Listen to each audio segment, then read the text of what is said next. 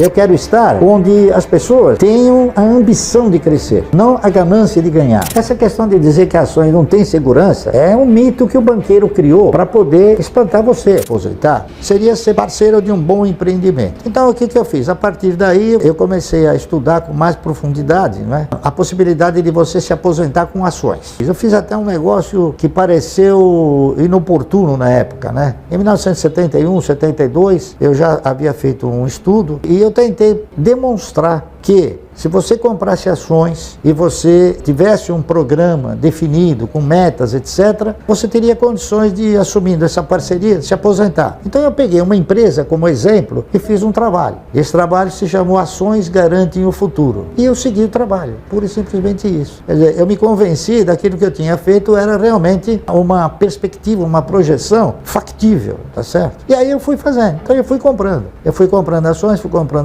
e na razão direta que as ações deixavam de ter a sua função, que era de ter o quê? De ter um dividendo mais inteligente, ou um dividendo que pudesse me proporcionar uma renda mensal, assim, eu diria, confortável, né? Eu fui trocando. O primeiro movimento que nós fizemos foi comprar ações de uma empresa chamada Centrais Elétricas de São Paulo. Ela se chamava Centrais Elétricas de São Paulo, CESP. Aí quando ela mudou para a Companhia Energética de São Paulo, que o Paulo Maluf criou a Paulo e Petro, e foi obrigado a mudar o nome da CESP, porque a CESP era só energia proveniente de hidroenergia, né? E aí ele ia explorar outra operação, que seria a exploração de petróleo, né? Aí foi quando a CESP deu um pulo, que eu imaginei que aquilo lá era uma coisa, era uma fantasia, tá entendendo? Aí eu peguei e troquei as ações da CESP por outra. Na época eu troquei por ações de um banco de investimentos chamado BRI, Banco Real de Investimentos, que era o que sucedia a CESP em termos de dividendos. Então eu fui comprando o BRI, com o dividendo que eu fui recebendo do BRI, aí eu fui comprando também bancos, fui comprando ações de banco, né? Bancos que pagavam ótimos dividendos. Então eu comprava ações, e todos eles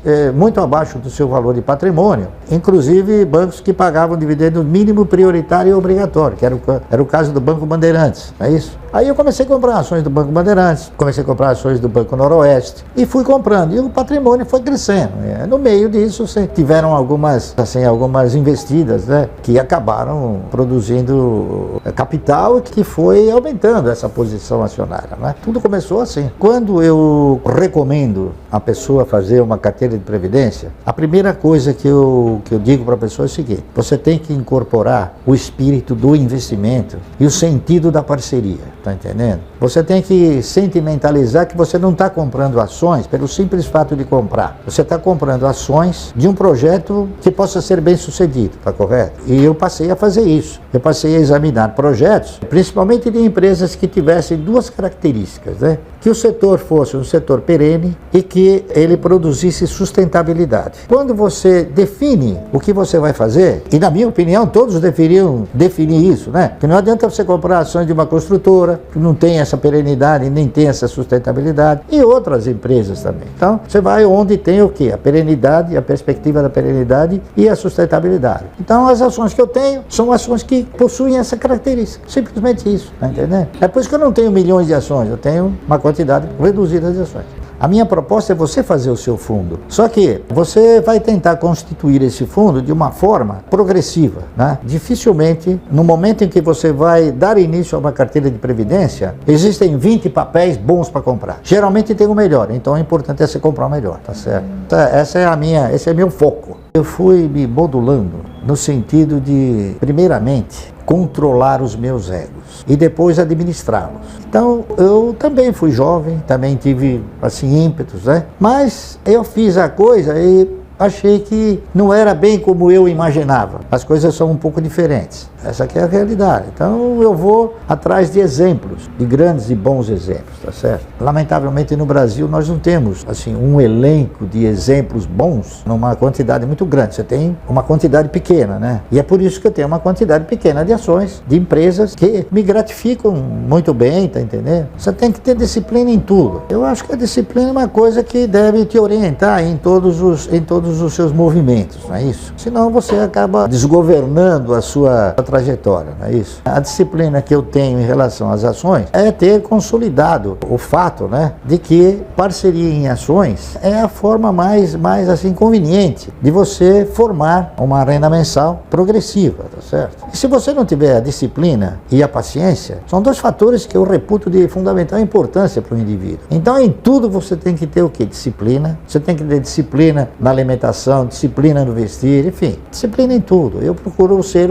uma pessoa disciplinada em tudo, tá entendendo? Essa que é a realidade. E tenho paciência. Por exemplo, eu sei que a cada 3 meses eu vou ter um recurso, ou a cada 1 mês eu vou ter um recurso. Então, eu espero. Eu sei que ele vai acontecer. Eu não tenho aquela ansiedade, tá entendendo? A postura das ações acabou me enriquecendo sobre 2 fatores. O primeiro é exatamente sobre a questão da paciência. Você ter paciência. Você sabe que vai acontecer, então não adianta você querer antecipar esse acontecimento. E a outra questão é de você respeitar as regras de onde você está atuando, entendeu? Então eu peguei o seguinte, eu peguei exemplos, né? Todos nós deveríamos pegar exemplos. Por exemplo, eu peguei exemplo de pessoas que começaram numa pequena empresa e cresceram vertiginosamente. Se eles cresceram, por que eu não vou crescer com eles? Eu pensei assim, então eu faço isso. Se eles cresceram, eu tenho chance de crescer com eles. Então, eu quero estar onde as pessoas tenham a ambição de crescer, tá certo? Não a ganância de ganhar, a ambição de crescer. Há uma disciplina nisso, né?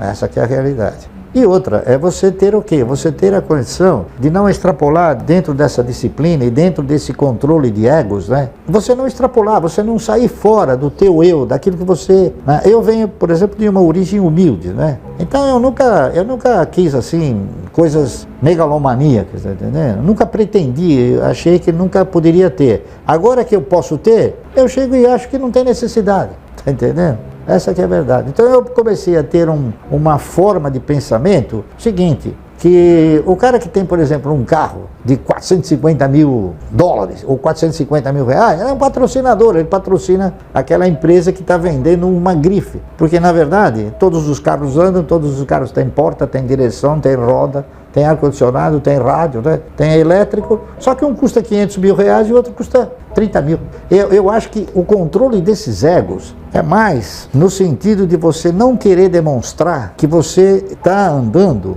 numa coisa que você talvez nem goste, talvez você nem tenha podido comprar, e se comprou, foi só para agradar quem você não gosta, tá entendendo? Eu acho que você tem que programar a sua existência, né? Você tem que programar a sua existência de forma tal que você mantenha um certo poder, é isso? Para você ter a condição de se manter bem. Então o que eu fiz foi isso. Eu falei, bom, o que eu preciso para me manter e viver bem? O que é viver bem? Viver bem é fazer tudo o que você gostaria de fazer, tá certo? Sem você olhar para a questão de falar, não, isso aqui eu vou fazer e vou jogar fora, entendeu? Então eu procuro fazer dentro de uma lógica, dentro de uma racionalidade e dentro de uma competência, entendeu? Então, por exemplo, quando eu tiver que comprar alguma coisa, eu vou falar, bom, mas eu preciso disso. Se a resposta for, precisa, ótimo. Mas eu posso? Pode. Então aí eu compro, tá entendendo? Então eu coloco esses egos, eu misturo numa panelinha esses egos aí e faço essas perguntas para mim mesmo. E uma outra coisa que eu gostaria de falar também, que eu acho importante falar isso que eu vou falar. Em 1989,